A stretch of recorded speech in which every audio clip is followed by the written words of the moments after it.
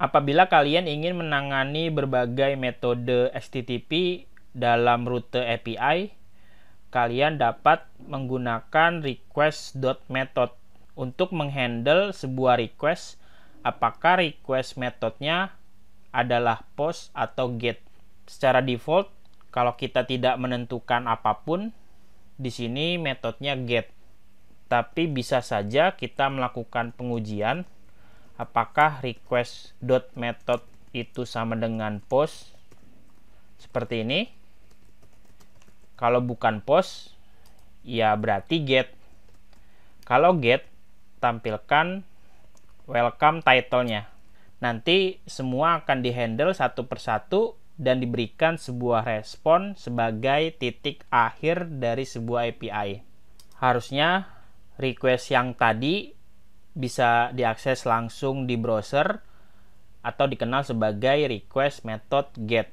Bisa juga kalau kamu menggunakan Postman, akses URL yang sama lalu dikirim requestnya. Sebagai catatan buat teman-teman bahwa rute API itu tidak menentukan header course, yang artinya secara default aplikasinya hanya mengakses ke URL asal yang sama, jadi masih di satu ruang lingkup projectnya.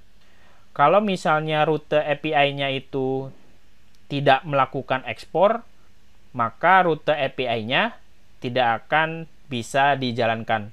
Nah, untuk kalian yang mengenerate project Next.js dari awal, terus ingin membangun sebuah RESTful API sendiri, silakan gunakan fitur routing API di folder pages/API.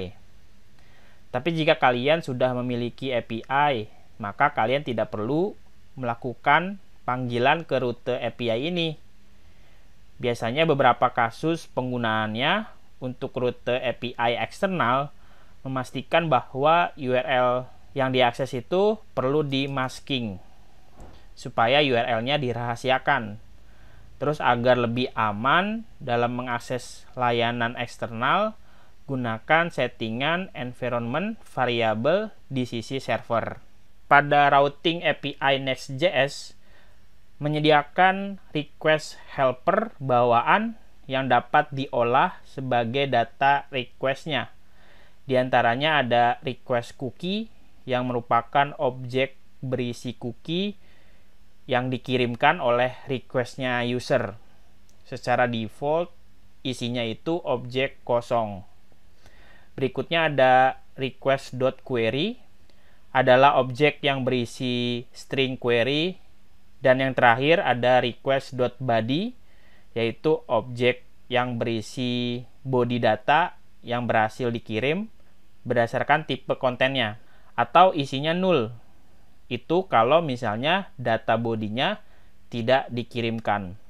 Terus juga di bagian sebelumnya kita sudah menggunakan helper request, yaitu request.method untuk menentukan HTTP request-nya. Bisa get, bisa post.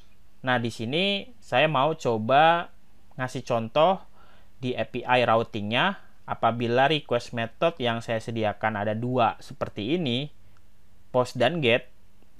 Nah, bagaimana kalau ketika akses rute API ini melalui method post, saya mau usernya mengirimkan data bodinya, agar data bodinya itu bisa kalian tampilkan sebagai respon JSON.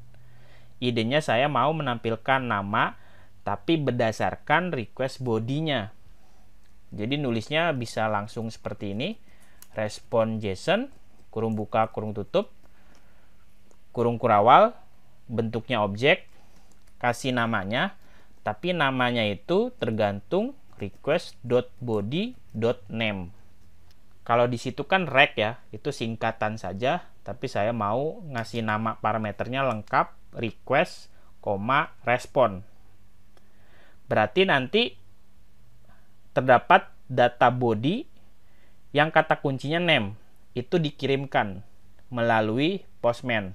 tapi kalian akses dulu ke URL yang sama, get masih ditampilkan, lalu ganti jadi post URL yang sama, tapi syaratnya harus mengirimkan body data dengan nama name.